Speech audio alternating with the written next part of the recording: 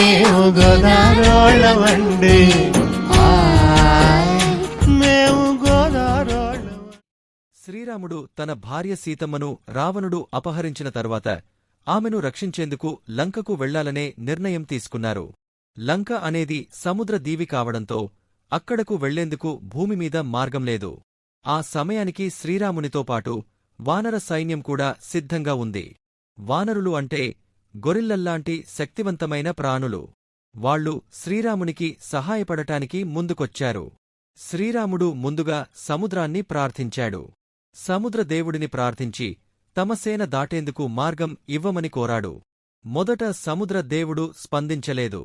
దీంతో శ్రీరాముడు కోపంతో తన ధనుష్ ఎత్తి సముద్రాన్ని ఎండబెట్టేలా సిద్ధం అయ్యాడు. అప్పుడు సముద్రదేవుడు భయంతో భూమిపైకి వచ్చి క్షమాపణ చెప్పాడు. ఆయన రామునికి ఓ సూచన ఇచ్చాడు. వానరసేనలో ఉన్న నళుడు అనే వానరుడు సముద్రంపై వంతెన కట్టగల శక్తిని కలిగి ఉన్నాడని చెప్పారు. నళుడు, నీలుడు అనే ఇద్దరు వానర నేతలు వంతెన నిర్మాణ బాధ్యత తీసుకున్నారు.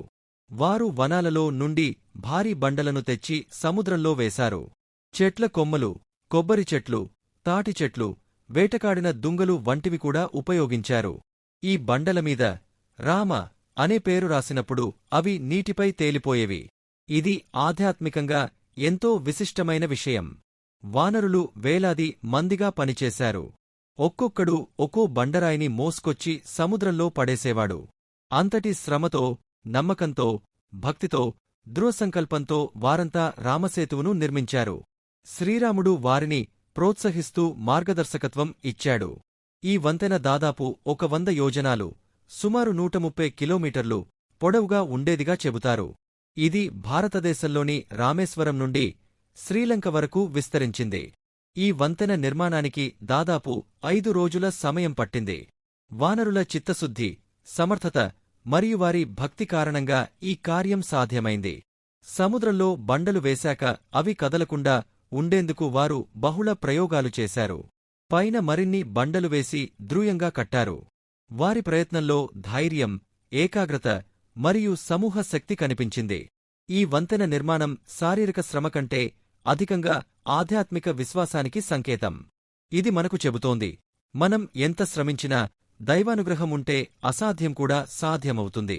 ఇది సమూహ బలాన్ని చూపుతుంది. ఒక వ్యక్తి సాధించలేని పని ఒక సమూహం ఆత్మీయతతో చేస్తే ఎలాంటిదైనా సాధ్యమే.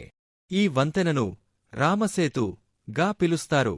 దీనిని ఆదం బ్రిడ్జ్ అనే పేరుతో కూడా పిలుస్తారు.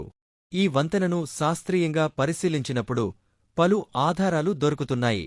ఇది కేవలం పురాణగాథే కాదు, భౌగోళికంగా కూడా అస్తిత్వం కలిగి ఉన్నదిగా పలు శాస్త్రవేత్తలు విశ్వసిస్తున్నారు.